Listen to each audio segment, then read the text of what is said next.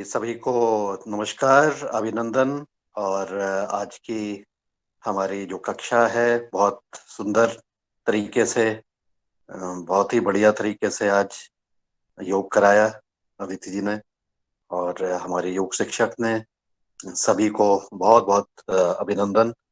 और आज की इस प्रातःकालीन बेला में सभी का भी स्वागत है। और मुझे आशा है कि हम जो हमारे कार्य हैं इसको हम नियमित रूप से, जो योगाहार से जो हमें जानकारी मिल रही है, जो मार्गदर्शन मिल रहा है, मुख्य अतिथि के माध्यम से कहेंगे या योग टीचर के माध्यम से, इसी चीज को हम निरंतर आगे बढ़ाते हुए आगे चलते जा रहे हैं। और इस कार्य को करने में जो सुखद अनुभूति भी हो रही है हमारे साथियों को, इसलिए हम जो नियमित रूप से जुड़े भी हैं, सूर्य से जुड़ते रहते हैं। तो ये कार्य अब हमारा 426-27 दिन के आसपास जो अब हो रहे हैं, इनको भी अब ये देखें अगर हम कि हमने क्या किया है, क्या कर पाए हैं। और इस वर्तमान की जो अब हमारा सीजन आ रहा है कृषि क्षेत्र का जो कार्य है, इसमें भी अब हम क्या हमें करना है इस विषय पर भी हमारी बातचीतें होते रहती हैं। विशेषज्ञ बताते रहते हैं, भुवनेश्वर राय जी भी बताते रहते हैं कि हमें क्या क्या करना है। तो इन सब चीजों को ध्यान में रखते हुए हम अ, इस खरीफ के जो सीजन है, इस खरीफ जो फसल आई, इसकी जो भी अब तैयारी हमारी कई जगह पर की गई। लेकिन ये भी लगता है कि इसके साथ साथ जो हमारे प्रयास हैं, जो उपभोक्ता तक पहुंचने के प्रयास हैं, किसान से सीधे उपभोक्ता तक पहुंचने के प्रयास हैं, इनको भी हमें कुछ और गति देने का प्रयास करना चाहिए। और इसके साथ ही जो हमारे किसान भाई हैं, जब किसान खेती के कार्यों से थोड़ा सा वो फ्री होते हैं, तो उनको अपने स्तर से भी कृषकों तक पहुंचने का, कृषक नहीं उपभोक्ता तक पहुंचने का जरूर प्रयास करना चाहिए। संपर्क में आसपास के जो साथी हैं उनका संपर्क, उनके साथ जो उपभोक्ता हैं उनके साथ भी वो भी संपर्क करें, और साथ ही उपभोक्ता भी किसान के पास संपर्क करें। ऐसा अगर कोई तरीका बनाया जाए तो बहुत उपयुक्त रहेगा, क्योंकि इसके आधार पर हमें अपने सामान को बेचने में परेशानी नहीं होगी। लेकिन केवल एक ही चीज है महत्वपूर्ण, कि अपने सामान की गुणवत्ता जरूर बनी रहे। और गुणवत्ता अगर बनी रहेगी तो निश्चित रूप से हम अ, अपने कार्यों में सफल होंगे, और उपभोक्ता हमारे पास स्वयं ही आएगा। अभी कल परसों मुझे एक गांव में जब जाने का मौका मिला, और एक स्वयं सहायता समूह के जो अ, महिलाएं हैं उनसे बातचीत करने का मौका मिला, और उनके द्वारा निर्मित उत्पाद हमने देखे, जो कि उन्होंने अपने खुद ही पैकिंग करके उसको ग्रेडिंग और पैकिंग करके एक ट्रांसपेरेंट थैली में रखे हुए थे, अलग अलग तरीके के। तो अब जब हमने उसकी गुणवत्ता देखी तो लगा कि इसमें ये बड़ी शाइन है, ये दालें थी, बड़ा शाइनिंग उसका स्वरूप था, मतलब उसको देखने में ही अच्छा लग रहा था। एक भी दाना दाल का टूटा नहीं था, और दाने का साइज भी बहुत अच्छा था। और यह पता लगा कि यह स्वयं सहायता समूह, ये महिलाओं का समूह अपने घरों की जो दालें हैं उनको पैक करके, ग्रेड करके, साफ करके, थैली में रख के, तोल करके उसको बाजार में बेच रहे हैं।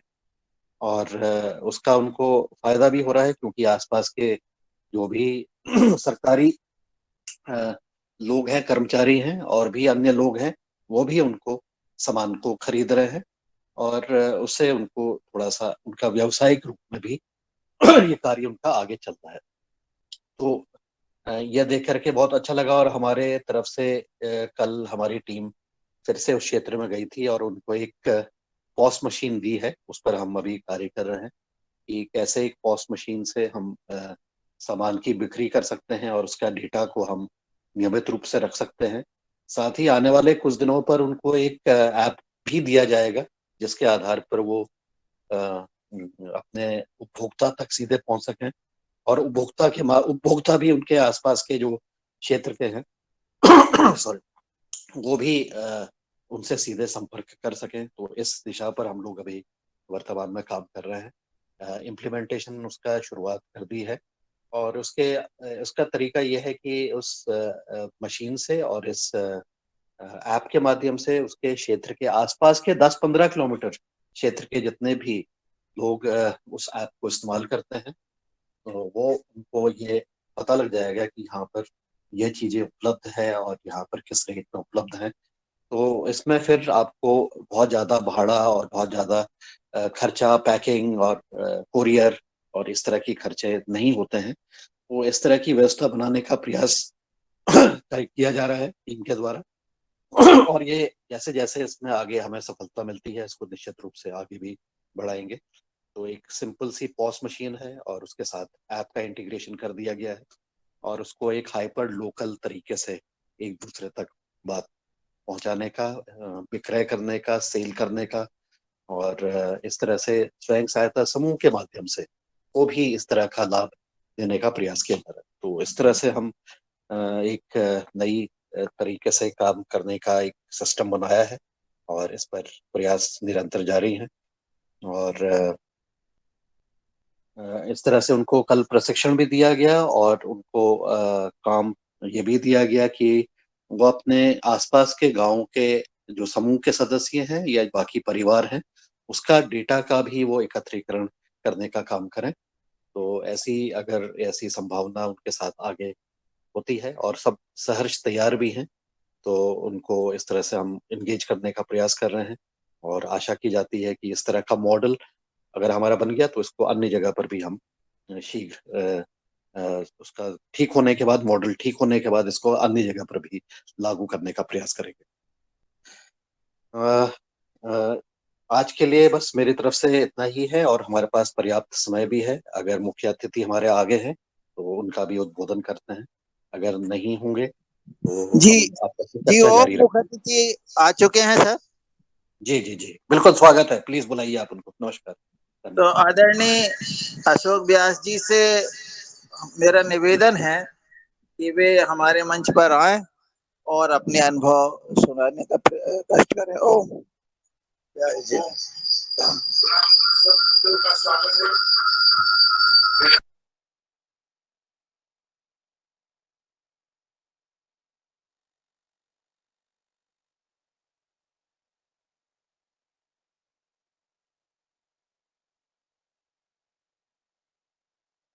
म्यूट हैं अभी आप आदरणीय व्यास जी, अनम्यूट कर लें आप। आपकी आवाज नहीं आ रही है।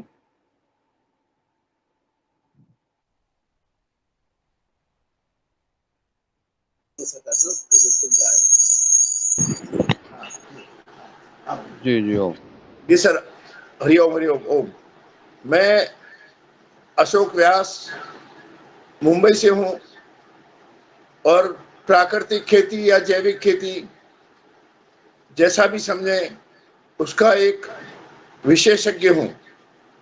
मैं आज पिछले 30 वर्ष से यही कार्य कर रहा हूं कि लोग जहर मुक्त खेती कर अनजाने में जो जहर लोगों तक पहुंचाते हैं वह न पहुंचावे।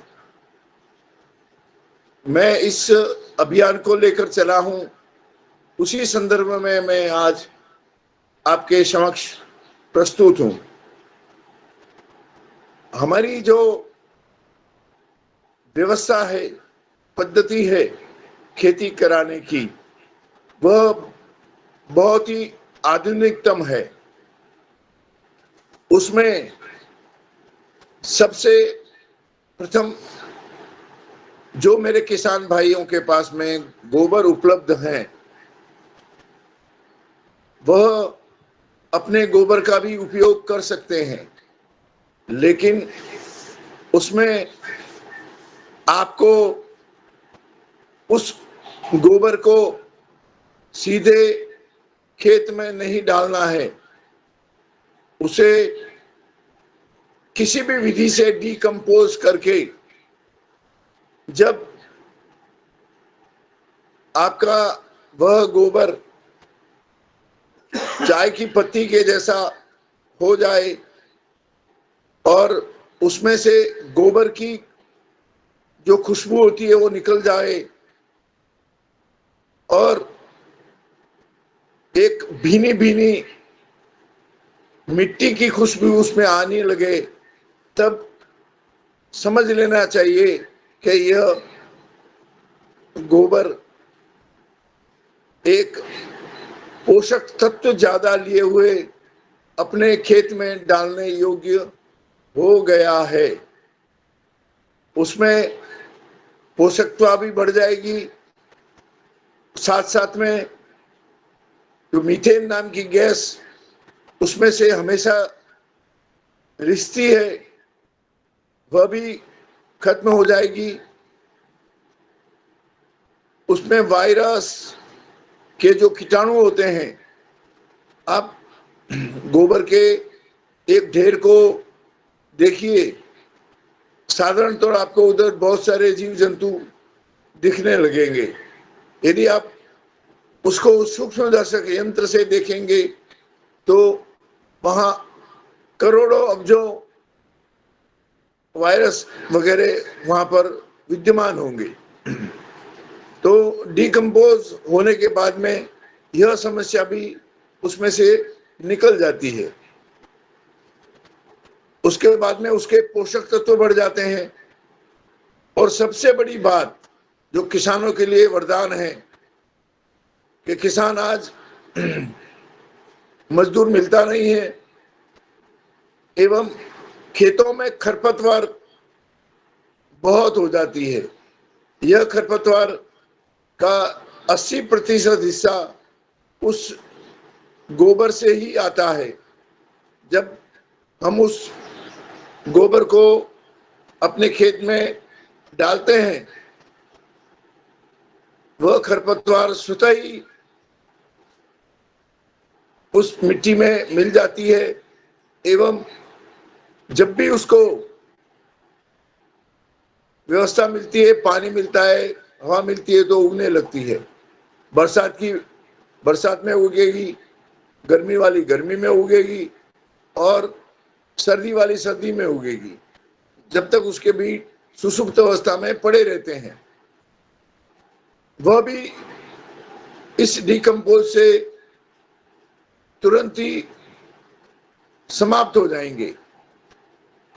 यानी ये जो चारों चीजें हैं, पहला उसकी पोषकता बढ़ जाएगी, दूसरा उसका वायरस खत्म हो जाएगा, तीसरा उसके अंदर जो खरपतवार वगैरह होता है वह उसमें से स्वतः ही खत्म हो जाएगा।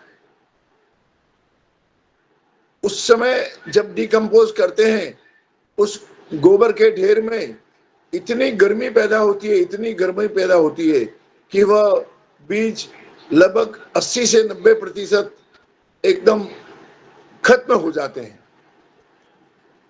और जो आपकी मीथेन होती है, जब डिकम्पोज करते हैं तब मीथेन अपना काम करती है। डिकम्पोज वो गोबर गर्म होने का कारण, उसमें से मीथेन का स्राव बाहर होने की वजह से वह गोबर गर्म होने लगता है और 7-8 दिन में वह जो अंदर कुछ भी बीज हो, वायरस हो, उनको सबको समाप्त कर देता है। 15-20 दिन के अंदर ये डिकम्पोज हो जाता है। उसके बाद आप उसको अपने खेत में उपयोग कर सकते हैं। अब उपयोग, अभी जैसे किसान भाई लोग गोबर की 1 एकड़ के अंदर, मैंने जहां तक अनुभव किया है, वहां से करीब 2 या 3 ट्रॉली 1 एकड़ के अंदर डालते हैं। तो आप डिकम्पोज करने के पश्चात वह मात्रा भी कम हो जाएगी। आपको 1 एकड़ के अंदर 500 से 700 किलो ही पर्याप्त होगा। वह पोषक तत्व भी ज्यादा मिलेंगे उसके अंदर। अतः ये डिकम्पोज की पद्धति हमारे पास में विद्यमान है। जो बंधु चाहे वो आदरणीय मेहरा जी से संपर्क कर सकते हैं। अब दूसरा विषय आता है कि हम इसको खेती को हाईटेक कैसे करें। हाईटेक में हमारे पास कुछ ऐसी विधियां हैं जिसको अपनाकर कम समय में और पूरे क्रम के साथ में, जैसे कुछ पौधों का जीवन काल 4 महीने रहता है, कुछ पौधों का जीवन काल 6 महीने रहता है, कुछ पौधों का जीवन काल 8 से 9 महीना रहता है। अब उसके हिसाब से हमने अपने कुछ शेड्यूल बनाए हैं। उस शेड्यूल से यदि आप अपने खेत में देंगे तो मैं ये नहीं कहता हूं कि पहले ही वर्ष में आपका उत्पादन ज्यादा हो जाएगा, लेकिन ये भी नहीं है कि उत्पादन कम होगा। जैसा अमूमन बताया जाता है कि यदि हम जैविक खेती या प्राकृतिक खेती की तरफ जाएंगे तो हमारा उत्पादन 3 वर्ष तक बाधित हो जाएगा। जो हमारी विधि है उसमें कतई बाधित नहीं होगा। और जिन भाइयों ने केमिकल का प्रयोग किया है उस केमिकल के प्रभाव को भी वह 6 महीने में उस भूमि से समाप्त कर देगा।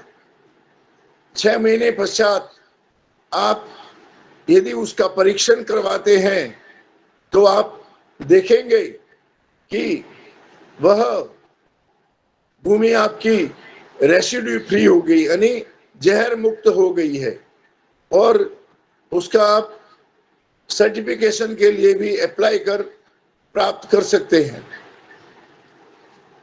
तो ये मैं किसान भाइयों से आह्वान करता हूं, जहां भी जिस क्षेत्र में भी हो, कम से कम 1 एकड़ के अंदर जैविक खेती करना प्रारंभ करें और आप पाएंगे, मैं ये नहीं कह रहा हूं कि पहले दिन से ही आपको उसके परिणाम मिलेंगे, लेकिन इसके लिए 6 महीने पर्याप्त हैं। 6 महीने में आपको उसके पूर्ण रूप से परिणाम मिलने प्रारंभ हो जाएंगे। और मेरा ये दावा है कि आपको दूसरी फसल में कम से कम 20% से लेकर 50% तक फसल में वृद्धि हो जाएगी। और सबसे बड़ी बात, उसमें जो अभी आप खर्च कर रहे हैं वह खर्च भी कम हो जाएगा। जहर मुक्त खेती होगी, खर्च कम होगा, उत्पादन ज्यादा आएगा। इसलिए मेरा आह्वान है कि कृपया अपने अपने क्षेत्र में जहां भी मेरी आवाज जा रही है, यदि आपके पास में खेती की जमीन है तो आप कम से कम कृपया 1 एकड़ इस प्राकृतिक खेती को जरूर अपनाएं और इसका अन्य भाइयों के साथ में भी प्रसार करें। अब इस विषय में मैं आप लोगों के कुछ प्रश्न हो तो कृपया एक एक कर दोहराएं। धन्यवाद। आदरणीय व्यास जी, नमस्कार। मैं मुन्नीलाल यादव टीकमगढ़ मध्य प्रदेश से, और चूंकि सौभाग्य था कि साथ में ही मुझे रहना था, और लेकिन मैं किसी कारणवश क्या है, मेरे यहाँ मतदान था, इस प्रकार से मैं नहीं आ पाया। चलिए, आपका बहुत बहुत साधुवाद, आप इस योगाहार कार्यक्रम में पधारे। और आपके बारे में बात मैं बाद में करूंगा, पहले क्वेश्चन करता हूँ। आपने कहा है कि गोबर, ताजा गोबर हम खेत में न डालें।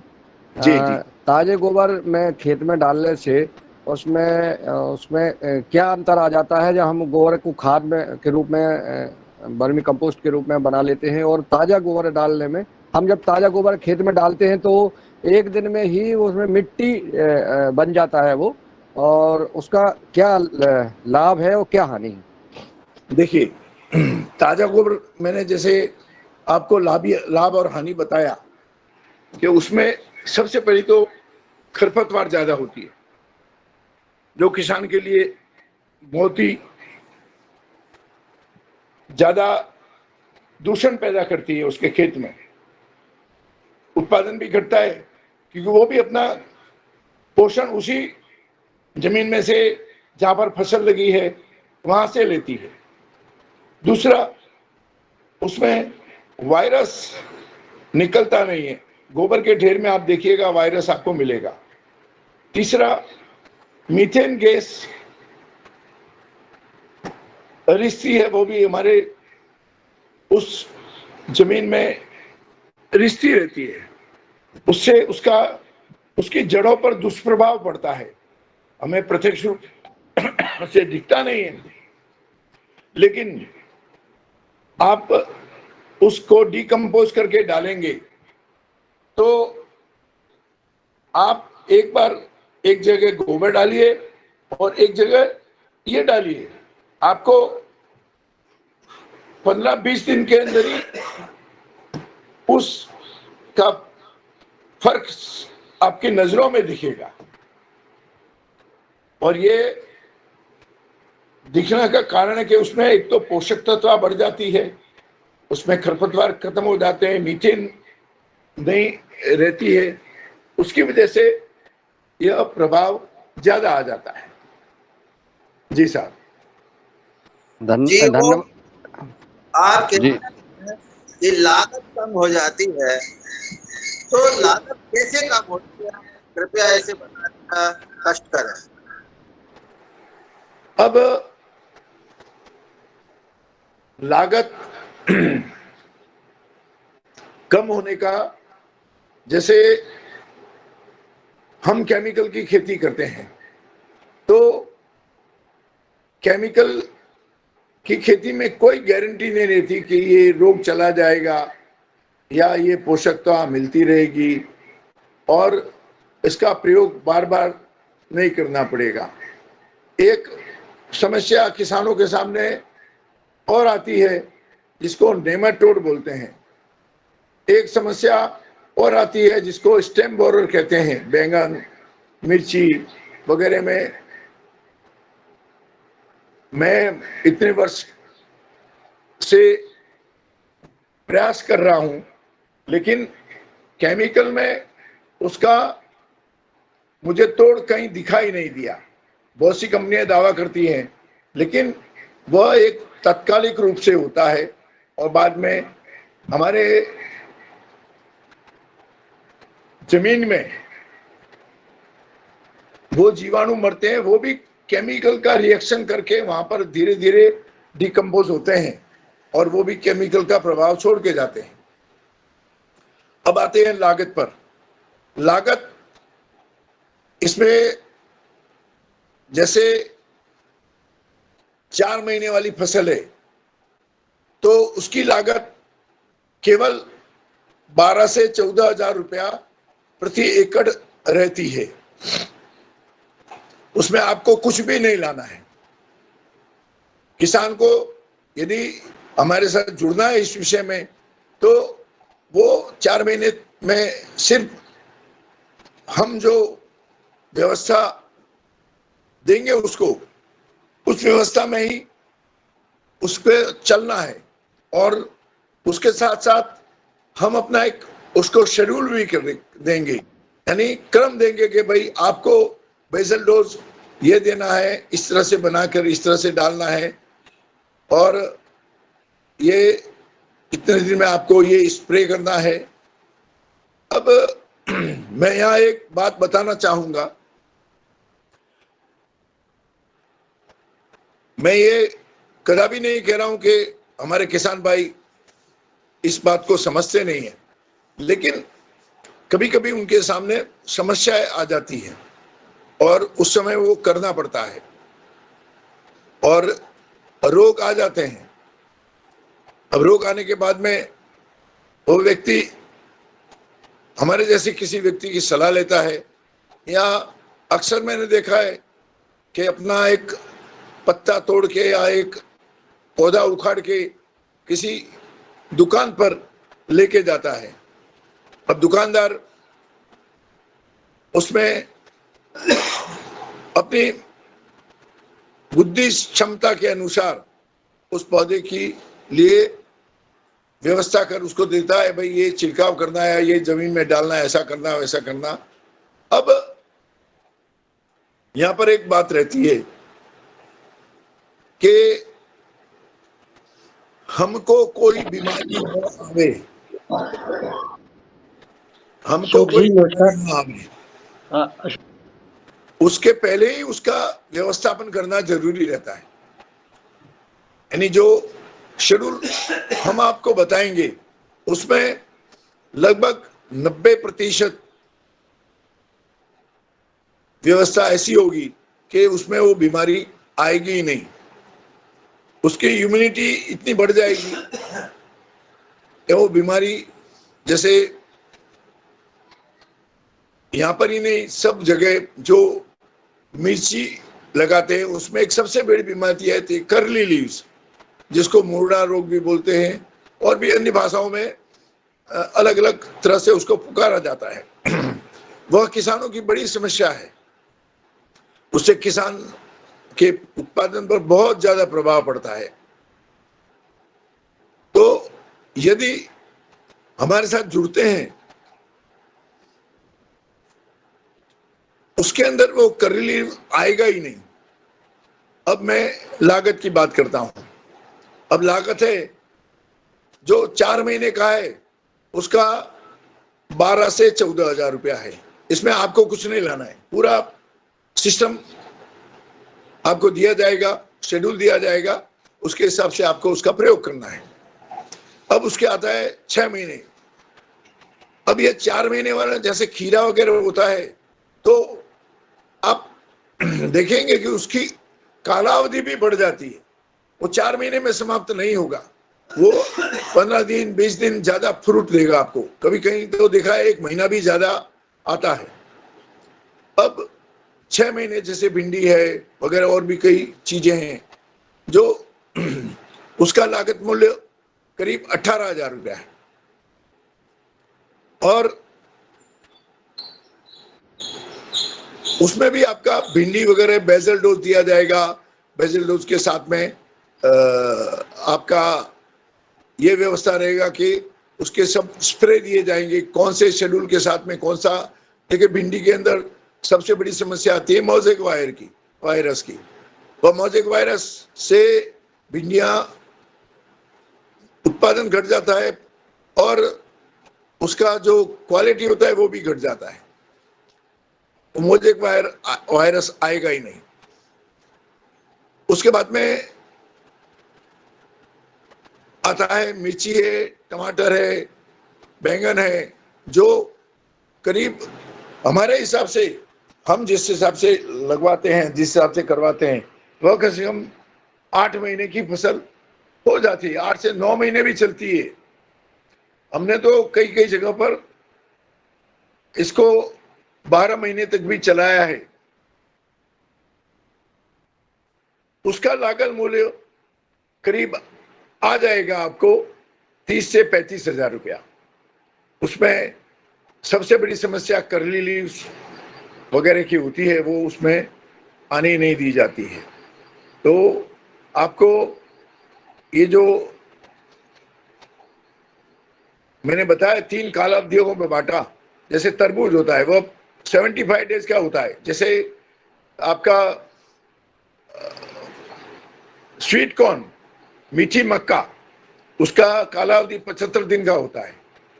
लेकिन उस कालावधि के अंदर तरबूज में बहुत ज्यादा पोषक तत्व चाहिए, तभी तरबूज अपने फल को बड़ा करता है और उसका वजन आता है, नहीं तो आता नहीं है।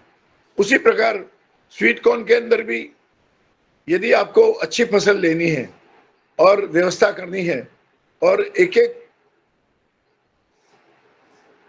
उसके ऊपर पौधे के ऊपर कम से कम 2 लगे, वो भी 400 400 500 500 ग्राम के लगे, तो इसका शेड्यूल अपनाना ही पड़ेगा।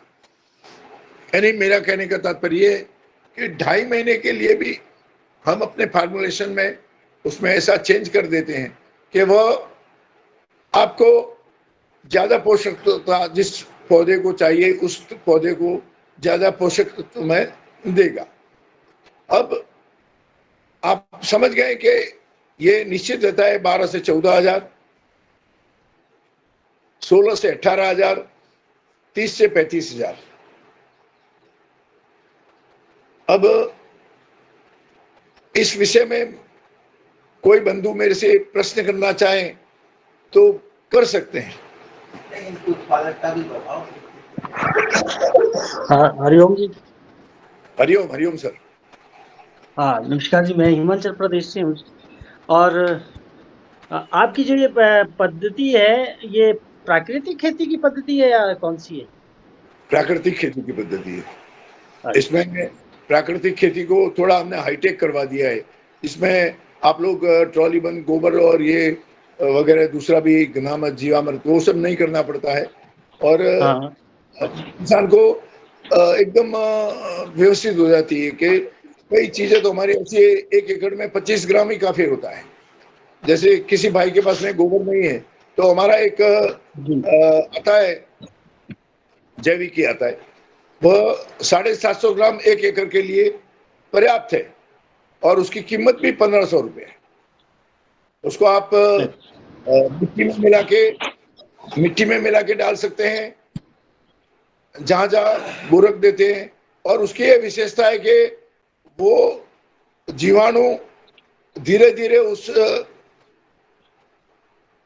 जमीन में बढ़ता रहता है, कभी कम नहीं होगा उसमें। जैसे एक तालाब के अंदर आप एक छोटा सा डाल देते हैं और धीरे धीरे पूरा तालाब आच्छादित हो जाता है, उस तरह से आपका 3 साल के अंदर आपका जो जमीन है वह पूरा आच्छादित हो जाएगा जीवाणु से, और ये एक मुख्य कीट होता है। आपसे कैसे किसान संपर्क करें सर? जी भाई साहब। आपसे कैसे संपर्क होगा किसानों का? भाई साहब हमारे आदरणीय मेहरा जी हैं, कोई संपर्क सूत्र है उनका? संपर्क सूत्र दें हमें। मेहरा जी शर्मा जी मैं आपसे निवेदन करना चाहता हूँ, सुनिए सर, मैं शर्मा जी निवेदन करना हाँ जी। चाहता हूँ। पहले तो आपके बारे में बताना चाहता हूँ। अभी अभी रामकृष्ण रघुवंशी जी रुकेंगे, लेट उठे हैं आप, अभी हम सब देख रहे थे आपको कि हमारे मेहमान बोल रहे हैं, आप सो रहे हैं।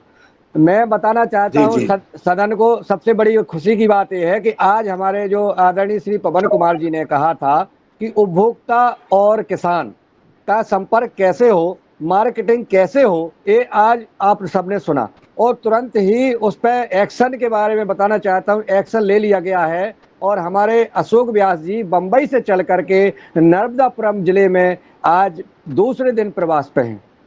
पहले दिन आप इटारसी आकर के और हमारे आदरणीय रमेश चंद्र मेहरा जी ने आपको स्टेशन से लिया और हमारे सोनी जी और वहाँ से लेकर के हमारे शरद वर्मा जी के यहाँ गए। वहाँ से किसानों के पीजीएस जो ग्रुप है हमारे यहाँ, जो दिव्य योग मंदिर ट्रस्ट के द्वारा पीजीएस ग्रुप का निर्माण किया गया है, जो जैविक खेती कर रहे हैं नर्मदापुरम जिले में किसान, रायसेन जिले में किसान हमारे क्षेत्र में, उन सब किसानों से हमारे आदरणीय अशोक व्यास जी उनसे रूबरू हो रहे हैं, उनसे मिल रहे हैं और उनके द्वारा उत्पादित जैविक खाद्यान्न, जैविक प्रोडक्ट उनको कैसे उगाना है, इनके बारे में सारी विधि वो बता रहे हैं, उनका सहयोग कर रहे हैं, उनका मार्गदर्शन कर रहे हैं। और उन्होंने तो कहा है कि हम वहीं रुक करके हम किसानों की मदद करेंगे और ये पूरा उत्पादन बम्बई लेके जाएंगे और अच्छे दामों में मार्केट करेंगे। ऐसा पुरुषार्थ का काम हमारे रमेश चंद्र मेहरा जी, आदरणीय रामकृष्ण रघुवंशी जी, शरद वर्मा जी, व्यास जी के साथ मिलकर के कर रहे हैं। ये बहुत ही हर्ष की बात है। इस संबंध में हम चूंकि आदरणीय व्यास जी से अधिकतर अगर हम मार्केटिंग के बारे में सवाल करें, अब किसान से कैसे आप जो है उत्पादन कराते हैं, क्या करते हैं, एग्रीमेंट करते हैं, कैसे करते हैं, इस संबंध में अगर सवाल करें तो बहुत अच्छा होगा। और रामकृष्ण रघुवंशी जी के आज फार्म पर हमारे व्यास जी अभी रुके हुए हैं, रमेश चंद्र मेहरा जी हैं, वहीं मनीष जी हैं, सारे लोग हैं और लगातार किसानों के साथ मिल रहे हैं। तो मैं चाहूंगा कि आप लोग अगर इस संबंध में सवाल करें तो सादर आमंत्रित है जी। रामकृष्ण रघुवंशी जी। जी भाई साहब, सवाल कीजिए। अशोक जी नमस्कार। नमस्कार भाई साहब। मैं ये बोलना चाहता था कि जब भी जैसे हमारे आदरणीय यादव जी ने कहा कि पुरुषार्थ का विषय है, तो हाँ, ये बात सब सर्वविदित है कि हिंदुस्तान में कहीं पे भी दुनिया में एक मुट्ठी मिट्टी भी फ्री में नहीं मिलती। फ्री में कुछ नहीं होता। लेकिन अगर पुरुषार्थ का विषय है तो मैं सदन के माध्यम से आपसे एक प्रश्न करना चाहूँगा कि वो जो उसको आबे हयात, अगर मान लो उसको आबे हयात की उपमा दी जाए तो कम है, क्योंकि 750 जो एक ट्राली गोबर को आपने 750 ग्राम में कॉम्पैक्ट कर दिया नैनो टेक्नोलॉजी। मैं सैंपल लेके आया हूँ, किसी को चाहिए तो मेरे से ले सकता है। हाँ तो वो सकता है। हाँ नहीं, वो आपने 750 ग्राम में पूरी टेक्नोलॉजी को कॉम्पैक्ट कर दिया। अगर वो मार्केट में अवेलेबल है और उसकी कीमत ये है तो कृपया सदन के माध्यम से मैं उसका नाम जानना चाहूँगा और सदन के माध्यम से अन्य किसान को भी पता चलेगा तो वो शायद इस टेक्नोलॉजी का उपयोग कर पाएंगे। तो कृपया उसका नाम बताएं, किस कंपनी का है और कैसा है, और इस उसको विषय में उपयोग की विधि भी बताएं। आपसे बात करना चाहूंगा रमेश जी। ये हमारा ही डेवलप किया हुआ है। तो 2 साल के बाद में ये हमारा ही डेवलप किया हुआ है। तो गुरुदेव, मैं ये आपसे पूछना चाह रहा हूँ कि इसका नाम भी बताएं या कुछ सैंपल हाथ में रखा तो उसका फोटोग्राफ भी शेयर करें, ताकि जिन किसानों को आवश्यकता हो वो ले लें और इसका बाकायदा प्रयोग करके अगर उनको रिजल्ट अच्छे समझ में आते हैं तो किसान मेरे आसपास हो। मैं जहाँ होशंगाबाद रुका हूँ रमेश जी के यहाँ, इस सत्र में वो अगर शामिल हो तो रमेश जी को बतावें तो उनको सैंपल उपलब्ध करा दिया जाएगा। नहीं, मैं नाम पूछ रहा हूँ, प्रोडक्ट का नाम।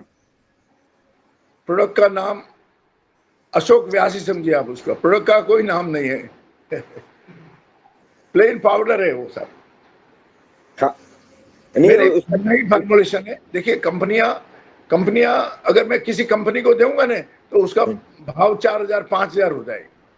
किसी दुकान वाले को दूंगा ना तो उसका भाव, मैं अपने किसान मित्रों से ही, इसीलिए उसका भाव इतना सस्ता रखा गया है। 1500 रुपये केवल रखा गया है। और उसके अंदर बैक्टीरिया के साथ साथ में, उसमें बैक्टीरिया के साथ में कुछ ऐसी औषधियां मिली हुई है जो धीरे धीरे धीरे धीरे धीरे उस क्षेत्र में पूरे फैल जाती है। और उसको डालने का विधि भी बहुत सरल है। आप 750 ग्राम को 50-60 किलो में मिर्ची में मिला दीजिए और उसको आप अपने खेत में बुरक दीजिए। यदि आप लाइन सोइंग कर रहे हैं तो लाइन सोइंग में आप लाइन में डाल दीजिए। अगर आपके पास में ड्रिप है तो एक ड्रम में 750 ग्राम को घोल दीजिए और 7 से 8 दिन रखिए, जो उसको अंकुरित हो जाएगा, और उसके बाद में ड्रिप से डाल दीजिए, बस समाप्त, खत्म। अच्छा, कीट प्रबंधन के लिए इसमें क्या करना होगा, उसकी क्या पूर्व तैयारी होगी, ये भी अवगत कराएं सदन को। कीट प्रबंधन के लिए हमारे पास में कुछ ऐसी विशेष व्यवस्था है कि हम लोग जमीन से भी देते हैं। हर महीने जमीन से जो जमीन का, यहाँ पर एक बात स्पष्ट करना चाहूंगा कि सबसे ज्यादा परेशानियां हमारे को जमीन जन्य कीट कीटों से आती है। तो हमारे यहाँ ये व्यवस्था रहेगी कि हर महीने उस फसल में जमीन से यानी ड्रिप से उसको डाल दिया जाए हर महीने। और जो ऊपर से आते हैं पौधे पर कीड़े, वायु से आते हैं, उसके लिए हर 15 दिन के अंदर स्प्रे रहता ही है। 15 दिन के अंदर शेड्यूल में स्प्रे रहता ही है, यानी उस पौधे पर हर 15 दिन के अंदर उसके विकास के लिए, उसके फोटोसिंथेसिस। देखिए हमारे यहाँ आप सबको विदित होगा, मैं नई बात नहीं बोल रहा हूँ, कि प्रकाश संश्लेषण क्रिया जब होती है वह अपनी प्रकाश गर्मी को, ऊर्जा को नीचे पहुंचाती है, और नीचे वहाँ कार्बन होता है, उससे कार्बन होता है, उससे वह पौधा भोजन लेता है। जो व्हाइट रूट्स उस समय निकलती है, उस समय ज्यादा से ज्यादा जमीन में हमारे यहाँ उत्पादन कम होने का एक बहुत बड़ा कारण भी हो गया है कि हमारे जमीन में कार्बन है ही नहीं। आप किसी भी जमीन को भारतवर्ष की उठा के देखिए, कार्बन की कमी पाई जाएगी। तो हमारे इस पोषक तत्वों में कार्बन तत्व को विशेष महत्वता दी गई। जमीन में कार्बन बढ़ेगा, जमीन में अगर कार्बन है, हम गोबर क्यों डालते हैं, उसमें भी कार्बन है भाई साहब। हमने जो ये आपको दिया है, ये 750 ग्राम वाला, इसमें भी बहुत बड़ा कार्बन है। कार्बन से जमीन उपजाऊ होगी, उसके ह्यूमस बढ़ेगा, ह्यूमस से उसकी व्हाइट रूट। अशोक जी जो कीट प्रबंधन का आपका विषय है, तो उसमें कीट प्रबंधन में ये भी बताएं कि वो प्रोडक्ट भी आपका ही है कि उसका भी कोई नाम है, और उसकी कॉस्टिंग कितनी आती है पर एकड़, ये भी अवगत कराएं। देखिए भाई साहब, मैं ये बता रहा हूँ, ये हमारा एक पैकेज है जो 4 महीने का, मैंने 12 से 14 हजार बोला, आप लिखिए, इसमें सब आ गया, केवल गोबर वाला छोड़ के। तो 1500 वो अलग है और 14,000 वो अलग है। हाँ जी। और इसमें टोटल एक फसल का 4 महीने का कीट प्रबंधन से लेके पोषक प्रबंधन तक सारा हो जाएगा, पूरा हो जाएगा जी। अच्छा जी। शरद भैया भी शायद जुड़े हुए हैं। शरद भैया, आपके कुछ रिलेटेड प्रश्न हो तो जरूर पूछें।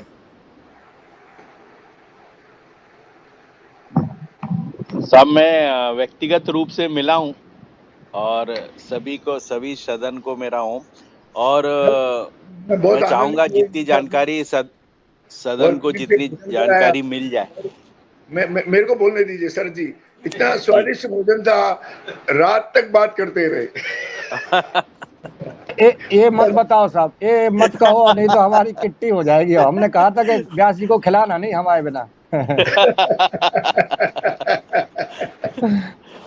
जी जी जी जी, बोलिए सर जी। सदन में एक जो आपने विशेष कल मैंने ध्यान दिया था जिस बात पे कि गर्मी में भी आप टमाटर उत्पादित कर देंगे, टेम्परेचर का असर नहीं आएगा फसल पे, और एक आपने बताया था कि ज्यादा पानी भी अगर आपकी जमीन में है तो भी वो बतर आएगी, और मतलब उसका पानी जमीन के अंदर उतर जाएगा। उस चीज पे थोड़ा सा फोकस कर। देखिए वो, अब जैसे यहाँ पर चिकनी मिट्टी है, यहाँ पर चिकनी मिट्टी होने की वजह से क्या हो जाता है कि बतर आती नहीं है और जमीन कठिन हो जाती है।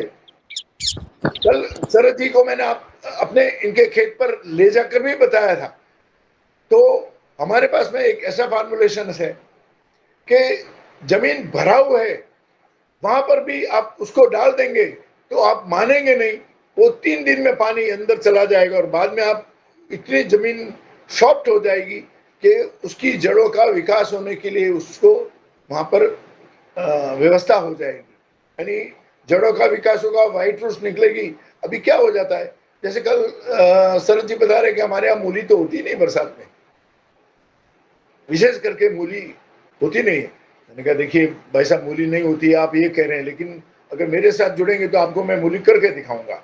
तो वह जिस चीज की जमीन ज्यादा प्रॉब्लमेटिक है, पानी भर जाता है, उसको मैं सामने प्रत्यक्ष करके बताऊंगा। देखो आपका ये 1 एकड़ है, इसमें अपन आधे एकड़ में ये डालते हैं, और 15 दिन में आप इसमें पानी डालना और इसमें पानी डालना, अब स्वतः देखेंगे। हाथ कंगन को आरसी क्या, पढ़े लिखे को फारसी क्या, मैं तो आपके बीच में आया हूं ना, तो हर समस्या का समाधान मेरे पास में है इस तरह की। जी साहब। रघुवंशी भैया, ये समझो आपकी पानी में भी बेड में मूली और धनिया और जी आपको पालक पैदा करने का बता रहे हैं सर सब। मतलब बारिश में भी बेड बना के, अंडर जी वाले ब्रेड जिसमें पानी आपका रुकेगा नहीं और वो पैदा होगी मूली बारिश में और तो काली मिट्टी में। ये तो बहुत अच्छी बात है। ब्लैक कॉटन साहिल में अभी इसका अच्छा एक्सपीरियंस नहीं रहा है, जिन लोगों ने कोशिश की वो फेल हुए हैं। देखिए भाई साहब, अब जी कोशिश करने वाले की हार नहीं होती। एक बार मेरे साथ एक कोशिश और करें आप कृपया। नहीं, हम मेरा लोग समर्थित है। एक एक एकड़ भूमि में आपके लिए हमारी शाम को मीटिंग हो हम गई है। तैयार है सब एक एक एकड़ भूमि बिल्कुल देने के लिए। एक एकड़ में तो दाव खेलेंगे हम लोग। आप एक एक एकड़, भाई तो देखिए नुकसान होगा तो एक एकड़ का होगा, ज्यादा से ज्यादा लागत लेकिन फिर भी निकलेगी, आपका जीरो नहीं होगा, इस बात का भी दावा है मेरा।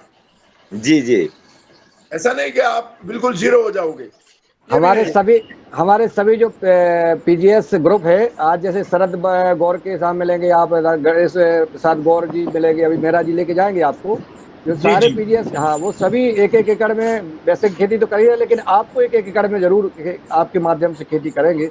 और मैं खुद आप लोगों के बीच में रहकर, जैसे मैं शरद जी को कल बता के आया हूँ कि भाई मेरे को जैसा आप खाते हैं खाने को देना पड़ेगा, आपके घर में कहीं भी जगह हो तो एक कुटिया में देना पड़ेगा बस। मेरी उम्र भी है 74 ईयर्स, तो क्या है मेरे को थोड़ा, वैसे तो संभालने की जरूरत नहीं है, स्वस्थ हूँ, आप देख ही रहे हैं, वैसे कोई प्रॉब्लम नहीं, लेकिन थोड़ा सा।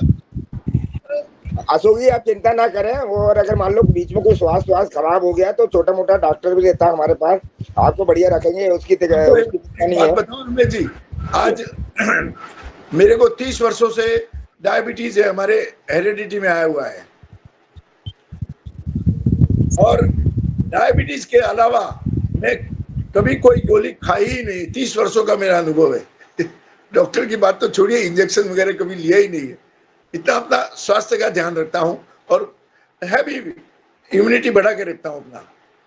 और आपको, अगर आप हमारे साथ जुड़ेंगे तो हम आपको एक विशेष आहार का भी प्रशिक्षण देंगे कि हर व्यक्ति उस आहार को अपनावे तो उसकी पूरी इम्यूनिटी बढ़ जाएगी।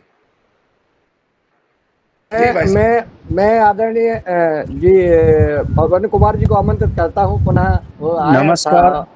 हाँ, बनेश सिंह जी, क्या करते नमस्कार अशोक जी, बने सिंह बोल रहा नमस्कार भाई था साहब, अभी। नमस्कार, बहुत बहुत धन्यवाद।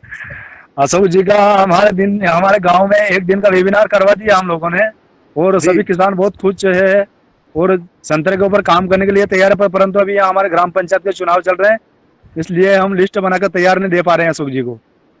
जी जी जी जी जी। किसान भी रेडी है और संतरा की खेती करेंगे वो। चुनाव हो बने जाने दो, चुनाव के बाद। बने सिंह जी भी बैठे हुए उधर, बने सिंह जी से भी मैं मिल के आया था। जी, हाँ, वो अपने भी गांव अपने में वेबिनार हुआ इनका, अशोक जी का एक दिन का। एक इनका ग्रुप है, पीजीएस ग्रुप है, और इन्होंने जैविक युगाहार यात्रा भी निकाली थी अपने गांव, मैना गांव में। और मैं गया था ना सुरनेर, मैं अभी हाँ, जाके पिछले जी जी हफ्ते में उधर था। जी जी, मैंने वहां जा करके यात्रा निकाली थी। बने सिंह जी का वो क्षेत्र में अच्छा प्रभाव है, लोगों को जोड़ रहे हैं, किसानों को, और जी आपका जी भी वहां जाना हुआ। और वो भी मैं कह रहा हूँ ना कि जो हमारे दिव्य योग मंदिर ट्रस्ट के जो पीजीएस के ग्रुप हैं, सभी किसान भाई आपसे जुड़ करके मैं और ये अच्छा। नहीं कह रहा हूँ कि आप 10 एकड़ करो, अरे भाई जी साहब जी, आप 1 एकड़ तो कम से कम करिए, तो उसमें आपको उसकी प्रभुत्ता मालूम पड़ेगी। मेरे जो मैं मैं बात कर रहा हूँ उसकी व्यवस्था आपको मालूम पड़ेगी। जब तक मैं करेंगे नहीं तो मैं जो छोड़िए। है श्रीमान अशोक जी से मेरा निवेदन है कि हमें इनका मोबाइल नंबर का जरूरत पड़ेगी, तो आप अ, जी अपना मोबाइल नंबर हमें देंगे क्या? आप मैं मेहरा जी आपसे निवेदन करूंगा, मेरा संपर्क सूत्र आप इनको देवें। जी शर्मा जी, आपको अभी उपलब्ध हो जाएगा तुरंत ही। शुक्रिया जी। और मैं चाहूंगा कि मेहरा जी, पतंजलि योगपीठ से हमारे आदरणीय श्री पवन कुमार जी जुड़े हैं, मैं उनका मार्गदर्शन चाहूंगा इस में कि आप जो है हम लोग सबका पुनः मार्गदर्शन करने का कष्ट करें। धन्यवाद। अशोक जी, आपका अभिनंदन है। आप बहुत बहुत मुंबई धन्यवाद से साहब। चल करके हमारे किसानों से मिल रहे हैं, उनके साथ बातचीत कर रहे हैं, उनको कुछ नई तकनीक के बारे में भी बता रहे हैं। तो जी सर। वाकई ये तो बहुत अच्छा काम है, और आप इस एज में भी इतना कुछ कर पा रहे हैं, तो आपको आपको बहुत बहुत अभिनंदन है।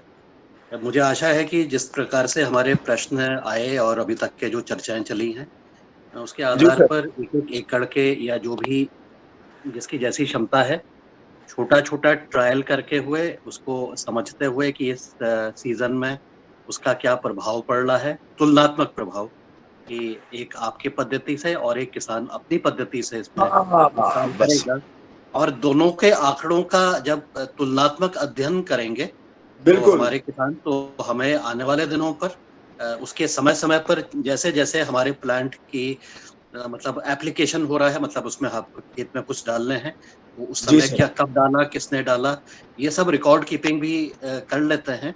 तो हाँ। एक हम सब साइंटिस्ट बन जाते हैं, फिर हमारे किसान भी साइंटिस्ट बन जाते हैं। तो हम अपने किसान को एक साइंटिस्ट ही मानते हैं, क्योंकि किसान को वो तो साइंटिस्ट ही निरंतर, बनना चाहिए। तो इस तरह से एक तुलनात्मक अध्ययन करते हुए समय जी जी। समय पर क्रॉप स्टेज में क्या क्या गतिविधि हो रही है, कैसी प्रोग्रेस हो रही है, और उसका अंत में क्या रिजल्ट आ रहा है, इन सारी क्रॉप की जो क्रिटिकल स्टेजेस हैं उस पर जी क्या सर। क्या प्रभाव पड़ रहा है तुलनात्मक रूप से, कि अगर हम धान पर काम कर रहे हैं या हम सब्जियों पर काम कर रहे हैं, तो हमने अपनी पद्धति से, किसान ने अपनी पद्धति से अपने खेत में वही फसल लगाई, और इस पद्धति से भी उसने लगाई, तो उसमें क्या-क्या अंतर रहा है, इसके बारे में भी एक अगर ढाँचा आप तैयार कर लेते हैं, तो किसान को भी उस आंकड़े को लेने पर और खुद अपनी आँखों से समझने पर, और हमारे इस योगाहर मंच में भी जब भी ऐसी होती है, तो उस पर भी हम खेत में जाकर के उसको लाइव भी देख सकते हैं। जी ऐसी भी सर। अगर कुछ व्यवस्था कर लेते हैं, तो निश्चित रूप से इसका सबको फ़ायदा होगा, और मन में विश्वास बैठेगा कि ये पद्धति, कौन-सी पद्धति हमारे कौन-से मिट्टी में, कौन-सी जलवायु में, किन परिस्थितियों में कैसे रिस्पॉन्ड कर रही है। तो इसके आधार पर मुझे लगता है कि हमारे जो वैज्ञानिक जुड़े हुए हैं, हिमाचल से doctor D D Sharma ji जुड़े हुए हैं। जी मुझे सर। विश्वास है कि आप भी इसको, इस एक्सपेरिमेंट्स को बहुत तल्लीनता से, अगर हम जी सब लोग मिलकर के उसका दूर से रह के ही चाहे हम अध्ययन कर लें और किसान की बात को सुन लेंगे, तो हमें एक इस पाथ पर आगे चलने पर कुछ नई सीख मिलेगी। तो हाँ। अलग-अलग क्षेत्रों में, अलग-अलग जलवायु क्षेत्रों में इस तरह से एक समन्वित प्रयास से हमारे भी वैज्ञानिक जुड़ जाएँगे, और ऐसा करते हुए हम इसकी शेयरिंग भी इस ग्रुप के माध्यम से कर लेंगे, तो निश्चित रूप से बहुत सबको लाभ मिलेगा, और इसके प्रति एक विश्वास या जो भी इसकी लर्निंग्स हुई है, उससे हमें जी सर। आगे का मार्ग करने के लिए ज़रा-सी रास्ता बल मिल जाएगा। ठीक है, जी सर। मेरा बस हाँ, ये मेरा कहना पवन था। जी, मेरा सबमिशन ये रहेगा कि वो जो हिमाचल में जो अभी तक प्राकृतिक खेती जो सरकार की तरफ से चल रही है, उसके भी हम चाहेंगे कि एक आकलन हमारे इस आपकी तरफ से भी हो जाए, क्योंकि किसानों का अभी तक मैं भाई इसमें साहब, जो मैं आपको आ, एक मिनट के लिए बीच में रोकना चाहूंगा। हाँ जी, मैं कुछ, आप हिमाचल से कहाँ से हैं? मैं कृषि विज्ञान केंद्र सोलन हिमाचल प्रदेश से हूँ अशोक जी। मैं दो वर्ष पूर्व मैं हिमाचल में कुल्लू मनाली गया था। जी। वहां पर हमारे मित्र हैं नेगी साहब, हाँ जी। आप जानते होंगे या नहीं जानते। उधर बगीचों में समस्या आ रही थी कि वहां पर ये जो जमीन में सफेद हो जाता है पूरे वहां पर मैं आपको वीडियो भी डालूंगा। वहां पर मैंने ऐसे ऐसे पौधे जो बिल्कुल सूख गए, उन्होंने उससे आशा छोड़ दी कि भाई ये अब पौधा नहीं, वो सब हाँ, 15 दिन में खड़ा कर वो दिया। वुली एफिड का रोग है जी, वुली एफिड आता है वो बहुत ज्यादा। मिलीबग नहीं, सब वो उसमें ये अपना सफेद व्हाइट ग्रब आता है ना। हाँ, वो बोरर बोलते हैं उसको, बोरर, रूट बोरर। हाँ नहीं, व्हाइट ग्रब, रूट बोरर अलग होती है, व्हाइट ग्रब, और पूरा निमोनिया से व्हाइट फैलता है। ग्रेब है, रूट बोरर भी है समस्या, लेकिन तो वहां जहाँ कच्चा गोबर डालते हैं उसमें ज्यादा आती है जी। मैं वहां गया जी। और मैं वहाँ 10-15 दिन रुका हिमाचल में। हमारे नेगी साहब ने बहुत अच्छा मेरा व्यवस्था किया रहने खाने का, और मैंने ठीक। वहाँ पर उनके बगीचे में 15 दिन में वो रिजल्ट दे दिए और अभी काफी वो हमारा सहयोग कर रहे हैं इस मामले में, बहुत से किसान। इसलिए अब 15 दिन में मैं कुछ अपने वीडियो उधर के शेयरिंग करूंगा, आप देखिएगा समूह में। मैं आदरणीय मिश्रा मेहरा जी से बोलूंगा कि मैं जो आपको शेयर करूंगा, कृपया आप जिस चीज के नंबर हो उनको सबको शेयर कीजिएगा। हाँ, वो नेगी जी का भी हमें नंबर दीजिए, मैं भी उनसे संपर्क करूंगा। हाँ, नंबर दूंगा। हाँ, ठीक है जी, नमस्कार। तो अभी मैं पौधों की भी बात करता हूँ। ऐसा ही नहीं है कि सिर्फ सब्जी वर्गीय फसलों पर ही काम करते हैं, पौधों पर भी है। उसके हिमाचल में इस पौधों के ऊपर जो भी ये जैविक क्या पता है इसका प्राकृतिक अच्छा खेती है। के कौन से माध्यम पौधे से थे? अगर इसका सारा निवारण हो जाए वो बहुत अच्छा होगा हिमाचल अच्छा, प्रदेश के बागवानों के लिए, ये हम चाहते हैं। कहाँ पर? अच्छा, असेंबली में क्या? जो के देखे थे और आप उसमें वो देख लेते कि ये है। हाँ हाँ हाँ हाँ हाँ हाँ हाँ, कल अपन ने देखा था ना, बरोबर याद है। इनका ही है क्या? अच्छा अच्छा अच्छा अच्छा। तो और किसी का कोई प्रश्न हो? और हमारे सदन में जुड़े हमारे किसान भाई जुड़े हैं, वैज्ञानिक सर जुड़े हैं, और उनका कोई सवाल हो आदरणीय व्यास जी से तो सादर आमंत्रित है, आप अनम्यूट करके अपनी बात रख सकते हैं। हेलो जी जी, सर, अपने परिचय के साथ अपनी बात रखें। सर मैं जी अजीत सर। कुमार सिंह नागपुर से बोल रहा हूँ। जी सर। मुझे आप जो खेती के बारे में जो भी चीज़ें हैं इसका मतलब कुछ प्रेजेंटेशन हो या कुछ डिटेल हो या आपसे कैसे जुड़े। चूंकि मैं नागपुर में हूँ, होशंगाबाद की टीम आपके साथ वर्कआउट कर मैं रही है। मुंबई में रहता हूँ ना, मैं सर मुंबई में रहता हूँ। ठीक है सर, मैं समझ गया। हाँ, मेरा जो एरिया है, दो चीज क्रॉप फेमस है, वो धान के लिए और हरी मिर्ची के लिए। हरी मिर्ची के लिए आप मुझे बताइए ना, मैं 1 एकड़ आप भी लगवाइए कोई किसी से रिसर्च बेस पर, 1 एकड़ आप अपने हिसाब से कीजिए और उन दोनों में फर्क दीजिए। मैं उसी संबंध में बात करना चाह रहा हूँ, तो जी मुझे सर। सारी जानकारी कैसे मिलेगी। और दूसरी बात, मिर्ची मेरा को आप 6 महीने की मेरा फसल नंबर पवन जी से मैं निवेदन करूंगा, मेरा नंबर आप पूरे ग्रुप में दे दें। मेरा नंबर है पवन जी। जी बोलिए, आप बोलिए जी सर। बोलिए बोलिए, इसको सब लोग सुन रहे हैं, मेरा नोट कर लेंगे नंबर है सभी लोग। 9867373153। वापस दोहराता हूं, 9867373153। अशोक व्यास, मुंबई।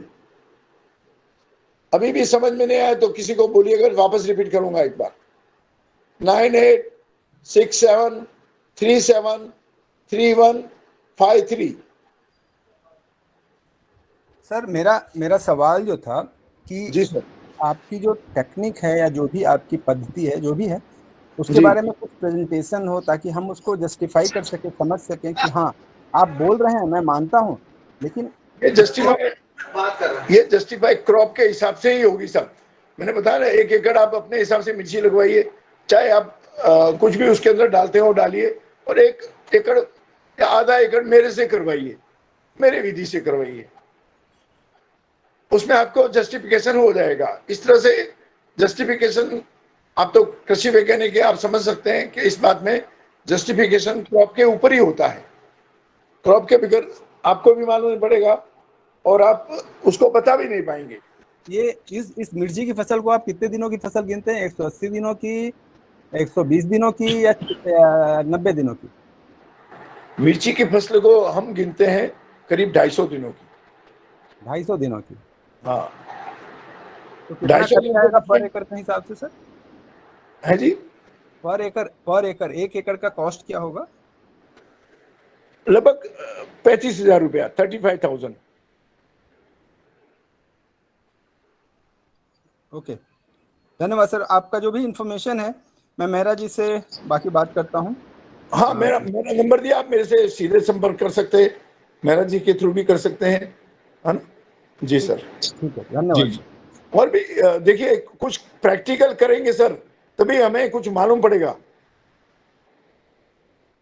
बहुत बहुत धन्यवाद साहब, समझ गया सर, धन्यवाद। जानकारी देने के लिए। धन्यवाद आदरणीय अजीत जी। आपने सवाल किया व्यास जी से, और कई किसानों के आपके सवाल से, आपके जवाब से कई किसानों को उत्तर मिल गए होंगे जिनके मन में ऐसे सवाल होंगे। और भी किसी को कोई हमारे आदरणीय व्यास जी से पूछना है तो सादर आमंत्रित है।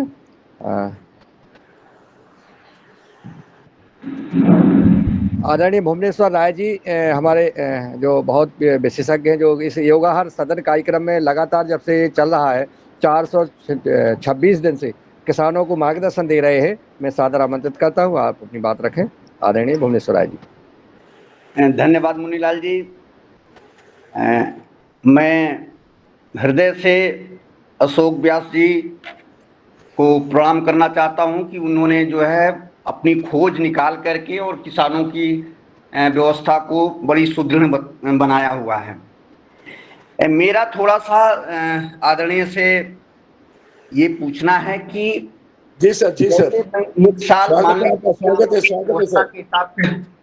आपकी व्यवस्था के हिसाब से मैंने काम कर लिया, उसके बाद क्या वो व्यवस्था मुझे समझ में आ जाएगी? बिना आपका प्रोडक्ट लिए हुए मैं उस काम को कर पाऊंगा, या परमानेंट आपका प्रोडक्ट मुझे लेना पड़ेगा? इसके बारे में थोड़ा सा बतावें। और यदि हर समय आपका प्रोडक्ट मुझे लेना पड़े तो ऐसा भी हो सकता है कि कभी आपकी व्यवस्था इस तरह से बन जाए कि आप प्रोडक्ट न दे पावें, तो उस परिस्थिति में क्या, किस तरह से आप प्रोडक्ट बनाते हैं, क्या क्या करते हैं, वो अगर हमारे किसान भाई खुद जान जाएं। ये व्यवस्था अगर मैं हूं या नहीं हूं, तो हमने ऐसी व्यवस्था बना दी है, इंदौर में ही बना दी है कि आप उधर से ऑर्डर देके पैसे डाल के आप उधर से प्रोडक्ट मंगवा सकते हैं। और भी कुछ जानकारी चाहिए तो हमारे जोशी जी हैं, वो आपको देते रहेंगे। समय आने पर उनका नंबर भी आपको इसका मतलब ये हुआ, हमारे कहने का मतलब ये हुआ कि आपकी जो व्यवस्था है वो परमानेंट व्यवस्था यही है कि आपसे मिलते हुए, आपके प्रोडक्ट लेते हुए हम खेती को आगे बढ़ाते रहें।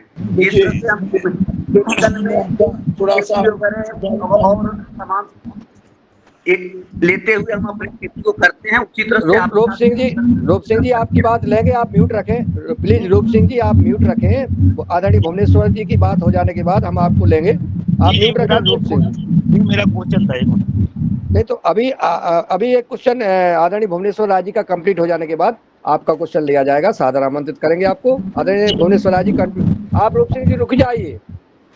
जी आदरणीय भुवनेश्वर राय जी। मैं समझ गया। मैं बस इतना ही पूछना चाह रहा था कि जिस तरह से हम लोग खेती, हमारे किसान भाई केमिकल की खेती करते हैं, एक प्रोडक्ट लेते हैं, हर चीज की व्यवस्था अपना बनाते हुए अपने खेत में डालते हैं, उसी तरह से एक सर का पैकेज है जो हर सीजन में, हर क्रॉप में लेना होगा, उसको डालना करना होगा, उनके हिसाब से करना होगा, आगे बढ़ना होगा। यही है सर ना? मैं इसमें साथ में रहूंगा ना भाई साहब? नहीं ठीक है, मैं समझ गया, आप साथ में रहेंगे, लेकिन मेरा थोड़ा सा बस यही पूछना था कि क्योंकि सर एग्रीकल्चर बहुत बड़ा क्षेत्र है, और जब आप लार्ज स्केल में, आपका जो व्यवस्था है वो इस तरह की व्यवस्था है कि आपकी व्यवस्था क्रांति ला सकता है। मेरा सुझाव बस इतना ही था कि आप कुछ इस तरह की व्यवस्था करें, जैसा कि हमारे मेहरा सर और सब लोगों ने इस पे काम शुरू भी कर दिया है। आने वाले भविष्य में आप एक बार एक करेंगे तब उस व्यवस्था को हम बनाएंगे। ओके ओके ओके, चलिए ठीक, आने वाले भविष्य में उस व्यवस्था को बनाएंगे। जी ठीक है, हम लोग आपके साथ जुड़ेंगे और निश्चित रूप से ये देख करके और फिर वो आगे की बात को समझ लिया जाएगा, जैसा कि सर ने बोला भी है। इसलिए मेरा निवेदन है कि आप कृपया 1 एकड़ से शुरुआत करें और देखें, अगर आगे लगता है तो करते रहें। ठीक है, ठीक है। अब भी किसान कहीं ना कहीं से जो खाद बीज या लाता ही है ना, उसका पैसा देता है, ज्यादा पैसा देता है। जी जी, धन्यवाद धन्यवाद। जी जी जी धन्यवाद आदरणीय भुवनेश्वर राय जी। मैं आदरणीय रूप सिंह जी को आमंत्रित करता हूँ। रोहिना जिला नर्मदापुरम से एक उन्नतशील किसान, जैविक किसान है। आइए रूप सिंह जी, अपना सवाल करिए। जी जी सर, सभी को नमस्कार, प्रणाम। मेरा क्वेश्चन ये था, जैसे अभी अपने सुभाष पालेकर जी ने जो जीवामृत जो एक विधि निकाली थी, तो मैंने पूरा खुला रखा कि एक बार उसको बना ले, फिर वो बार बार बना दिया। जैसे डीकम्पोजर गाजियाबाद से निकला था, एक बार आप बना ले तो किसान उसको हमेशा अपनी खुद की कंपनी हो जाएगी। क्या सर का जो ब्याजी का जो प्रोडक्ट जो है, क्या किसान को एक बार मिलने के बाद वो क्या अपना खुद डेवलपमेंट कर सकता है क्या वो? देखिए, इसमें ऐसा है कि डीकम्पोजर कोई खाद नहीं है। डीकम्पोजर क्या करता है, जमीन में डाल देते हैं तो जमीन में धीरे धीरे उसके बैक्टीरिया उसको डीकम्पोजिंग करते हैं। जी, यदि गोबर पर भी डाला जाए, लेकिन उस प्रक्रिया में थोड़ा समय लगता है, 6 महीने का समय लगता है डिकम्पोज होने में जमीन को, और वो खाद नहीं है। आप मेरी बात समझ रहे हैं? तो वो वैसा कल्चर एक हमारे पास में है जो फ्री का है। कल्चर जो है वो प्राकृतिक कल्चर है, क्या प्राकृतिक व्यवस्थाओं से बनता है, क्या वो कृत्रिम व्यवस्थाओं से बनता है? नहीं, कृत्रिम प्राकृतिक व्यवस्था से। प्राकृतिक व्यवस्था से बनता है तो फिर वो किसानों को ऐसा खुला उपलब्ध होगी, वो किसान खुद अपना उत्पादन खुद बना सके। उसकी बनाने की प्रक्रिया पूरी अलग है। देखिए, अब जैसे मैं बता रहा हूँ कि हमने 750 ग्राम में उसको कॉम्पैक्ट कर दिया है जी, एकड़ वाले को। अब किसान को विशेष मशीनों की, कुछ विशेष लोगों की जरूरत है जो उसको एक्सट्रैक्ट करके सेट कर सके। जी, इसलिए किसानों द्वारा संभव नहीं है। अच्छा, और मैं व्यवसाय करने नहीं आया हूँ भाई साहब। नहीं, हम व्यवसाय को लेके बात नहीं कर रहे हैं। जैसा कि रामकृष्ण भाई का भी यही क्वेश्चन था हमारे जी, वो किसान के बीच में ओपन हो, क्या व्यवस्था है उसकी बनाने की, किसान के हाथ में आए वो प्रोडक्ट की, वो हम अपने खेत पे बना सके। मैं लेके आया हूँ ना भाई साहब, इसका गोबर वाला लेके आया हूँ सैंपल। जिस किसान को चाहिए वह मेहरा जी का संपर्क करें, मेरा संपर्क। मैं इधर होशंगाबाद में, वहां अपने को कहाँ जाने का है? मैं होशंगाबाद के पास में ही रहता हूँ। इन्हीं से होते हुए गुजरेंगे आज। आप जब वहाँ जाएंगे आप आपसे जरूर मिलिए। जी जरूर। तो आज खरखेड़ी जाना है, बड़ाखड़ जाना है और आपके यहीं से निकलना है। अच्छा, तो आइए फिर जरूर। ये और हम तो ये कह रहे हैं कि तुम भी साथ चल दो। देखता हूँ, समय रहा तो चल दूंगा बिल्कुल। कल से बात करेंगे तो उनको भाई साहब के साथ में ले रहा है। इनको रोहिना तगेला पे बुला लेना, इनके अंदर नहीं जाना। हाँ हाँ, आ जाऊंगा बिल्कुल। हाँ, नहीं तो फिर ये देर करते वहाँ। जी चलिए, और और किसी भाई का कोई सवाल हो तो सादर आमंत्रित है। फिर आज की योगहार कार्यक्रम का समापन की ओर बढ़ते हैं। किसी का कोई और सवाल रह गया हो तो मैं चलिए, हमारे साथ जुड़े हैं डॉक्टर किशोर दुबे जी, महाराष्ट्र हैं। उनसे मैं चाहूँगा कि कोई अगर हम कोई बात, अपना सुझाव देना चाहते हैं तो सादर आमंत्रित। धन्यवाद मंजूलाल जी, आज की कक्षा बहुत अच्छी रही। थोड़ा मुझे कनेक्टिविटी का प्रॉब्लम था, लेकिन जो बात हमारे मुख्य जी ने बुझी है वो किसानों के तो हित में है, निश्चित रूप से है। लेकिन वो भुवनेश्वर जी ने जो बात कही है वही हम भी सब चाहते हैं। जब किसान को आत्मनिर्भर यदि बनाना है तो उसकी मार्केट पर की या किसी और के मतलब डिपेंडेंसी जो है, परावलंबी तो जो है, हमारा भाई साहब लक्ष्य ये है कि किसानों के साथ में है, कि किसानों के साथ में उत्पादन लेके किसानों का बिक्री की और व्यवस्था करके उसको स्वावलंबी बनाया जाए। मेरा मुख्य उद्देश्य ये है। अब पीछे हमने जी, बहुत बहुत धन्यवाद।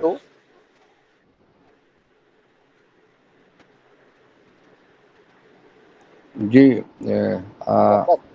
आपकी हमारा आवाज उद्देश्य कट इतना ही है, बस इसी के साथ मैं मेरे वाणी को विराम करता हूँ। आप आदरणीय डॉक्टर साहब की थोड़ी सी आवाज कट रही है, नेटवर्क प्रॉब्लम है। मैं हमारे साथ जुड़े हैं आदरणीय कुलदीप उनियाल जी, 2 मिनट में वो भी अपने सुझाव दे सकते हैं। आदरणीय कुलदीप उनियाल जी उत्तराखंड से।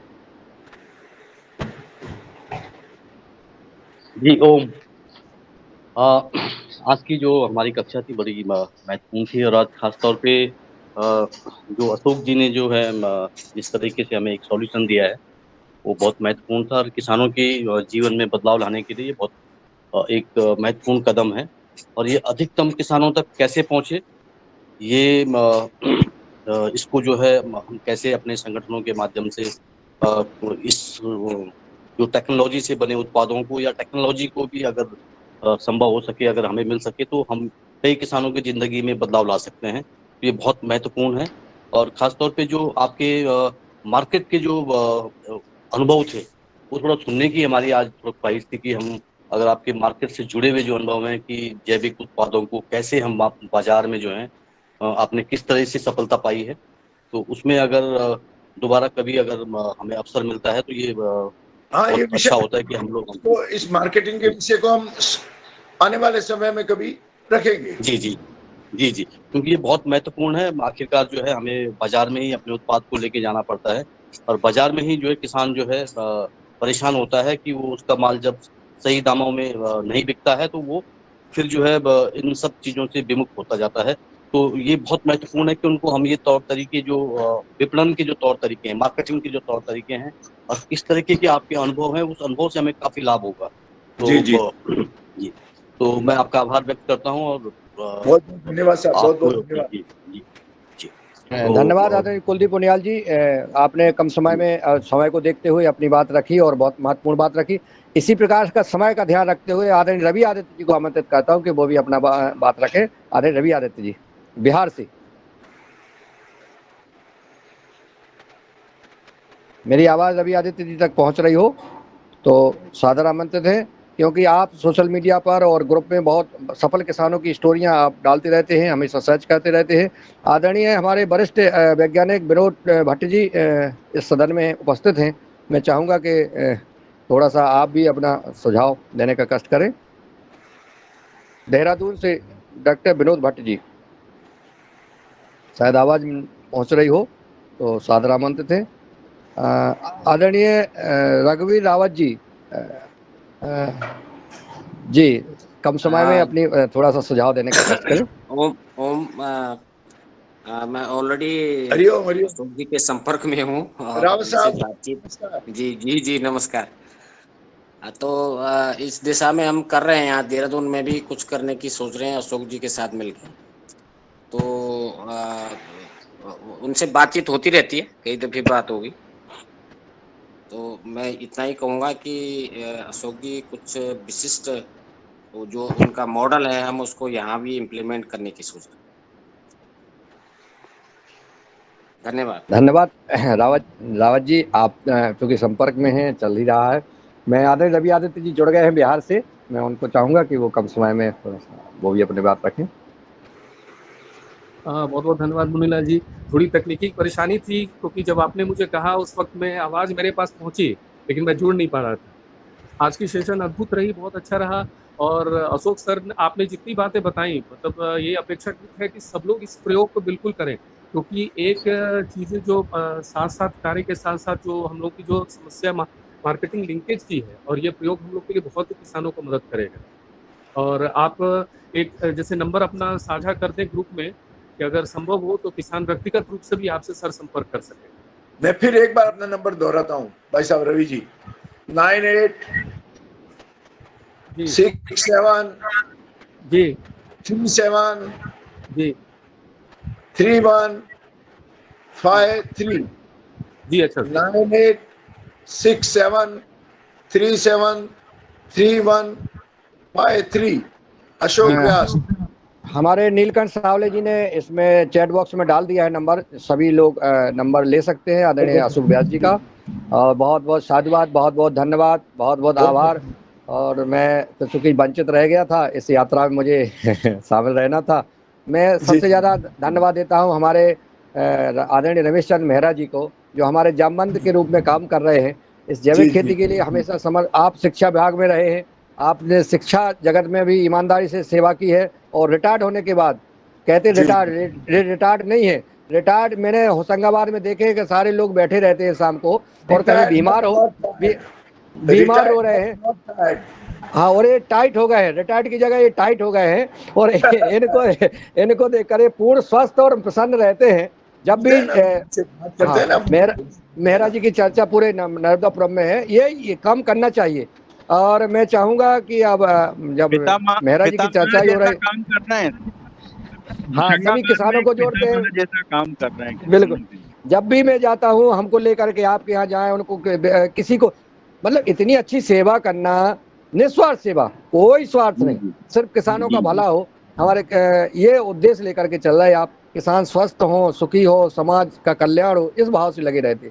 जब इतनी बात हो आँख मूंद के रमेश मेहरा जी पे विश्वास करते हैं और वो जो बोलेंगे हम उसको करके दिखाने की क्षमता भी रखते हैं। कल आप मेरे पर भी विश्वास करने लगेंगे जब आपके खेत में फसल में देखेंगे आपके क्षेत्र में। जी जी, तो मेहरा जी को आमंत्रित करता हूँ कि आए और सबका आभार ज्ञापित करने का कष्ट करें। इसी से बोल दे, इसी से जी। मैं अभी ये तैयारी कर रहा हूँ, इसलिए आप स्वयं कर दें, हम लोगों को निकलना है। चलिए चलिए, आप निकलिए, आपको निकलना है। और क्योंकि 8:30 बजे 9 बजे हमारे को गाड़ी आने वाली लेने। मुझे मालूम है सारी चीजें मालूम है व्यास जी, कहाँ से गाड़ी आ रही है, कैसे जा रहे हैं, क्या कर रहे हैं, सारी चीज। बस मैं फोन से जुड़ा हुआ हूँ आपसे और अपने किसानों से और ग्रुप से।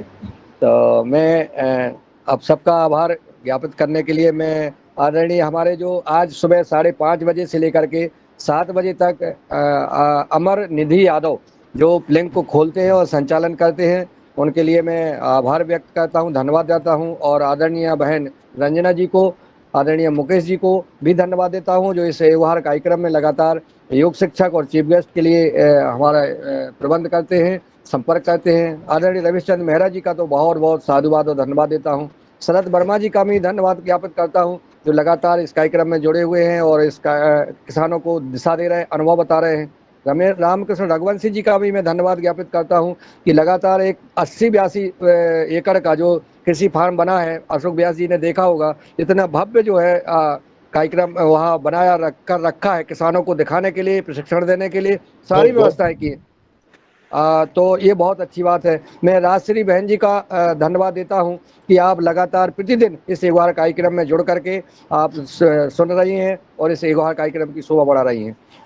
मैं भगवान दास कुशवाहा जी को धन्यवाद देता हूं कि लगातार आप किसानों को आयुर्वेद टिप्स भी देते हैं, किसानों को अपना अनुभव बताते हैं और लगातार जैविक खेती कर रहे हैं।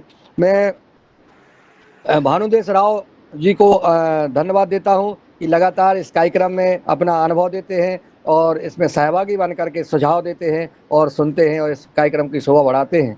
भुवनेश्वर राय जी को मैं धन्यवाद देता हूं कि आप लगातार किसानों की समस्याओं का समाधान है, किसान को खेती कैसे करना है, खेत कैसे बनाना है, बीज कैसे बोना है, बीज उपचार कैसे करना है, नाइट्रोजन की कमी में क्या करना है, पोटास की कमी में हमें क्या डालना है, ये सारी व्यवस्थाएं किसानों को जो मार्गदर्शन दे रहे हैं, ये स्वैच्छिक कार्यक्रम में अपना सहयोग कर रहे हैं। ऐसे महान पुरुषार्थी भुवनेश्वर राय जी को मैं प्रणाम करता हूँ, उनका आभार ज्ञापित करता हूँ। आदरणीय DD शर्मा जी हिमाचल से जुड़ते हैं, वैज्ञानिक हैं, परंतु आप इस योगाहार कार्यक्रम में जुड़ करके हमारे किसानों के लिए कितना हित की बात करते हैं और सोचते हैं। ऐसे मनोभाव और ऐसी विचारधारा को मैं सादर प्रणाम करता हूं। डॉक्टर किशोर दुबे जी की उम्र 80-82 साल हो गई है, परंतु आप युवाओं के रूप में लगातार दौड़ करके किसानों का भला कर रहे हैं, इधर जा रहे हैं, उधर जा रहे हैं, कैसे कल्याण हो किसानों का। और आप भी प्रोफेसर रहे हैं, आप बहुत ही विद्वान हैं और आपको कोई कमी नहीं है, परंतु इस उम्र में लगातार आप किसानों के और समाज के कल्याण के लिए देश की चिंता कर रहे हैं। ऐसे पुरुषार्थ को मैं प्रणाम करता हूं। इंजीनियर टोलीचंद जी, लगातार आप जो है इस युवा कार्यक्रम में योग के माध्यम से और अपना सहयोग और पुरुषार्थ दे रहे हैं, मैं आपको प्रणाम करता हूं। आदरणीय गजानन पवार जी बहुत ही राष्ट्रवादी विचारधारा के साथ साथ इस देश की चिंता कर रहे हैं। इस देश को समर्थ और सुरक्षा की दृष्टि से कैसे बनाया जाए, किसान कैसे समृद्ध हो, किसानों का, हजारों किसानों के ग्रुप और उनके संपर्क, उनको दिशा निर्देश दे रहे हैं। आदरणीय गजानन जी पवार जी को महाराष्ट्र से हैं, मैं उनको प्रणाम करता हूँ। कुलदीप उनियाल जी उत्तराखंड से हैं। लगातार किसान मार्केटिंग कैसे करे, इस विषय पर लगातार चर्चा करते, किसान को कितने कदम आगे बढ़ाना होंगे, कैसे कैसे कदम बाई कदम चलना होगा किसान को, तो वो किसान अपना प्रोडक्ट मार्केट में उतार सकता है, मार्गदर्शन देते हैं और लगातार दे रहे हैं जब से ये वार कार्यक्रम चल रहा है। मैं आदरणीय कुलदीप उनियाल जी को उत्तराखंड से है, मैं उनको प्रणाम करता हूँ। पुण्यकाम समर्थ जी लगातार हमारे बिहार से हैं और आप इस योगाहार कार्यक्रम में योग शिक्षक की व्यवस्था करते हैं, चीफ गेस्ट की व्यवस्था करते हैं और लगातार जोड़ते हैं और किसानों को प्रशिक्षण दे रहे हैं, ग्रुप बना रहे हैं और लगातार इस कार्यक्रम में सहयोग कर रहे हैं। मैं आपको प्रणाम करता हूं। आदरणीय रघुवीर रावत जी हमारे वरिष्ठ वैज्ञानिक हैं, लगातार किसानों को संपर्क करते हैं, किसानों की समस्या का समाधान बताते हैं, जैसा कि आप व्यास जी से संपर्क में हैं। विभिन्न हमारे आदरणीय पवन जी के नेतृत्व में ये जो कार्यक्रम चल रहा है उसमें हमारे रघुवीर जी बहुत सहयोग कर रहे हैं, आपको साधुवाद। रमेश चंद मेहरा जी के मैंने बोल ही दिया है। आदरणीय बहन रंजना जी के बारे में बताता हूँ कि आप लगातार रोज चिंता करती हैं, आज योग शिक्षक कौन है भैया, कैसे मिलेगा, हमारे चीफ गेस्ट कैसे रहेंगे, क्या मिलेगा, अब समय हो गया है, लिंक बनाना है। ये इतनी बहन जो है पुरुषार्थ कर रही हैं, जबकि इनको कोई स्वार्थ नहीं है, ना कोई मानदेय है, ना कोई व्यवस्था है। स्वैच्छिक दृष्टि से आप योग करती हैं अभी और अपने जो क्लास में भी सभी को सुनाती हैं और ऐसी बहन को, वीरांगना बहन को मैं प्रणाम करता हूँ। आदरणीय रवि आदित्य जी बिहार से हैं, एक से एक सफल किसानों की कहानियां इस योगाहार कार्यक्रम ग्रुप में डालते हैं। आप अपनी प्रस्तुतिकरण भी करते हैं, क्योंकि किसान को अगर सफल किसान की कहानी बताई जाती है तो उसको करने की इच्छा होती है। ऐसा अनुभव हमारे आदरणीय रवि आदित्य जी बिहार से हैं और इस कार्यक्रम में जुड़े हैं और आपको प्रणाम करता हूँ। रूप सिंह जी भी हमारे होशंगाबाद जिले में बहुत ही उन्नतशील किसान हैं, बहुत, और इनको सरकार कई सम्मान अवार्ड से सम्मानित कर चुकी है। आप प्राकृतिक जैविक खेती कर रहे हैं, आपको भी किस क्लास में जब से जुड़े हैं तब से आप लगातार जुड़ते हैं और किसानों को अपना अनुभव भी बताते हैं। आपको धन्यवाद। शरद जी के बारे में बता ही चुका हूं और आप आदरणीय व्यास जी आज देख ही चुके हैं, सदन सुन भी चुका है। आप एक, मैं क्या कहूं, आपके भाव ऐसे हैं किसानों के लिए, आप सामाजिक कार्यकर्ता भी हैं। समाज में किसानों को एकत्र करने में, उनके कल्याण के लिए जो भी एक जनप्रतिनिधि नहीं कर सकता है, एक विधायक सांसद नहीं कर सकता है, एक वैज्ञानिक नहीं कर सकता है, जो हमारे शरद वर्मा जी लगातार कर रहे हैं। ऐसे पुरुषार्थी भाई को मैं प्रणाम करता हूं, इनकी विचारधारा को प्रणाम करता हूं। आदरणीय उमाशंकर जी जो हमारे सेना से रिटायर्ड हैं और आज इस योगाहार कार्यक्रम में लगातार जुड़े हैं, हमारे संगठन से हैं, पतंजलि के सदस्य हैं, लगातार पुरुषार्थ कर रहे हैं और पहले उन्होंने देश के लिए सेवा की, आज किसानों के लिए सेवा कर रहे हैं। ऐसे पुरुषार्थी भाई को सादर प्रणाम। मैं विनोद भट्ट जी को जो हमारे देहरादून से हैं, वरिष्ठ वैज्ञानिक हैं, मैं उनको सादर प्रणाम करता हूं कि आप लगातार हम किसान भाइयों को मार्गदर्शन देते हैं। और अब मैं योगाहार कार्यक्रम जो हमारे ARC से जो बहन जुड़ी हैं, मैं उनको सादर प्रणाम करता हूं। लगातार इस योगाहार कार्यक्रम में लिंक जुड़ते हैं और इस कार्यक्रम को मधुसूदन चौहान जी जो रायसेन जिले से हैं, हमारे जैविक प्रमाणीकरण के ग्रुप लीडर हैं और बहुत ही सरल स्वभाव के व्यक्ति, लगातार इस कार्यक्रम में जुड़ते हैं। मैं सबको प्रणाम करता हूं जो लेफ्ट हो गए हैं और उनको सबको प्रणाम। आज के हमारे बहन और भाई ने योग किया, योग अच्छा रहा और आज हमारे व्यास जी ने जो समय दिया, अब इनको निकलना है, 9 बजने वाले हैं। दलिया खा ही लिया होगा शायद। मेरा जी का नाश्ता हो ही गया होगा। और चलिए, आपकी यात्रा मंगलमय हो, आप पुरुषार्थ के लिए बढ़ रहे हैं, आप देश सेवा के लिए बढ़ रहे हैं, आप सदा इसी प्रकार से मुस्कुराते रहें, स्वस्थ रहें, सुखी रहें। इस भाव के साथ में इस आज के कार्यक्रम को यहीं विराम देता हूँ।